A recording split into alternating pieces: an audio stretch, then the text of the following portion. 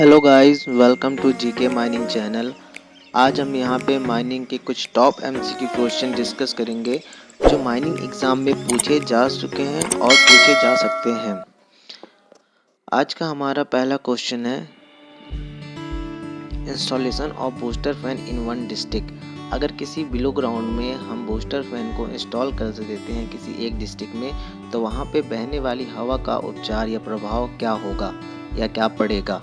तो पहला ऑप्शन है हमारा increase the flow of air in other district, second है reduce the flow of air in other district, third है reduce the resistance of other district, या fourth none of the above.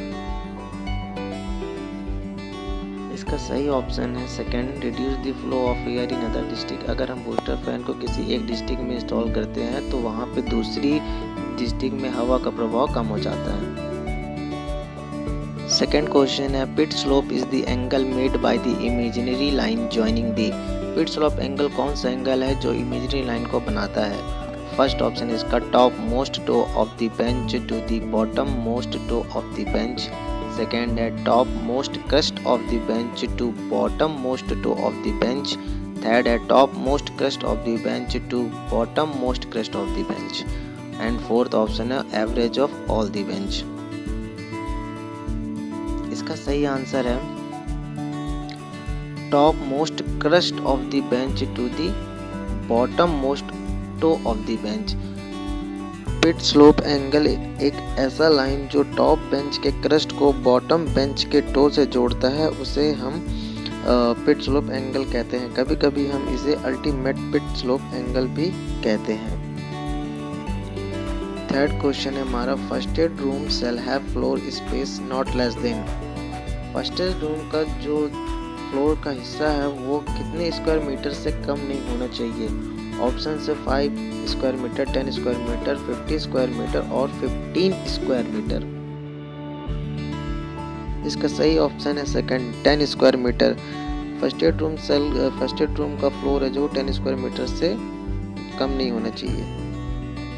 Fourth question है हमारा for overburden removal with shovel dumper combination the optimum size of the dumper depends on. Overburden को remove करने के लिए जो shovel dumper combination है उस डंपर का ऑप्टिमम साइज किस पर डिपेंड करता है।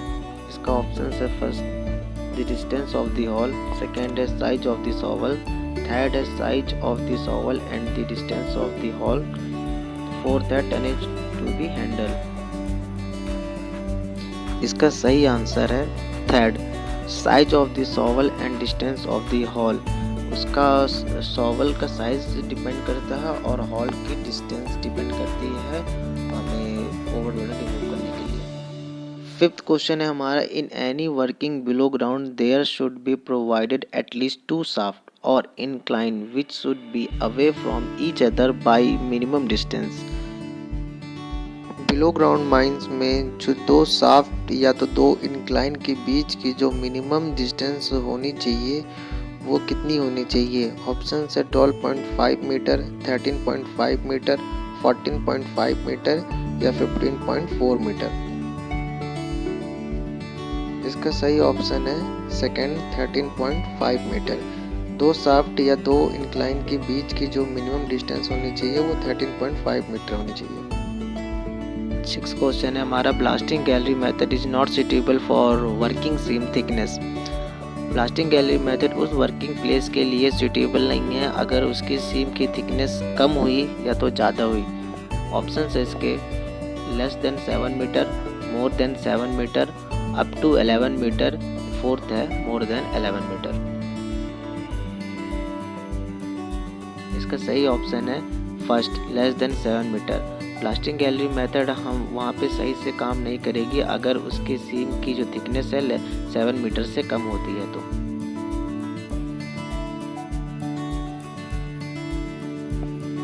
सातवां क्वेश्चन है हमारा what should be the minimum anchorage strength of roof bolts after half an hour and after 2 our.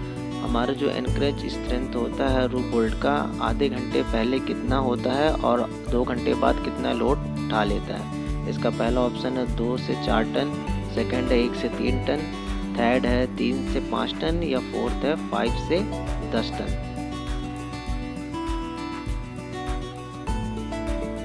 इसका सही आंसर है थर्ड, 3 टन से लेके 5 टन। जब हम रूफ बोल्ट्स लगाते हैं अंडरग्राउंड माइंस में तो वो आधे घंटे पहले जब उसका इंक्रीज टेस्ट करते हैं तो वो 3 टन तक लोड उठा लेता है, और जब 2 घंटे के बाद हम टेस्ट करते हैं तो वो 5 टन तक का लोड उठा लेता है। 8th क्वेश्चन है हमारा, fires in live electrical equipment is classified as. गर्म विद्युत उपकरणों में लगी आग को निम्न रूपों में वर्गीकृत किया जा सकता है। इसके ऑप्शंस हैं class B fire, class C fire, class D fire या क्लास ई फायर। इसका सही ऑप्शन है class E fire. Option number 4 is the correct answer.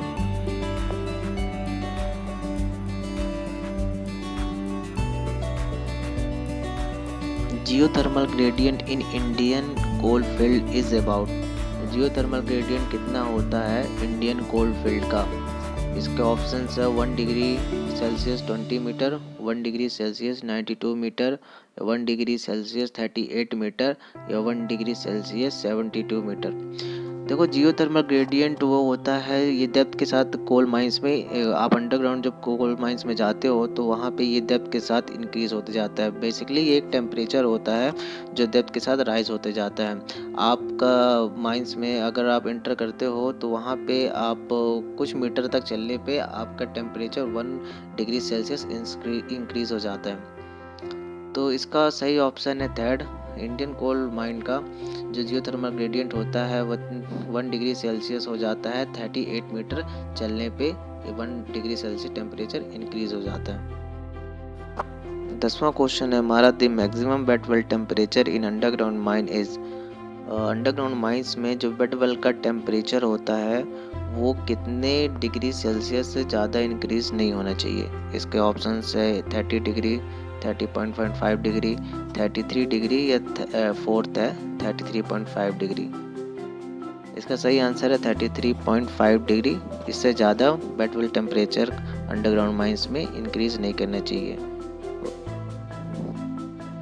आज के इस वीडियो का हमारा आखिरी क्वेश्चन है, which of the following term is not related to open cast mine. इसके ऑप्शन है box cut, winze, toe crust.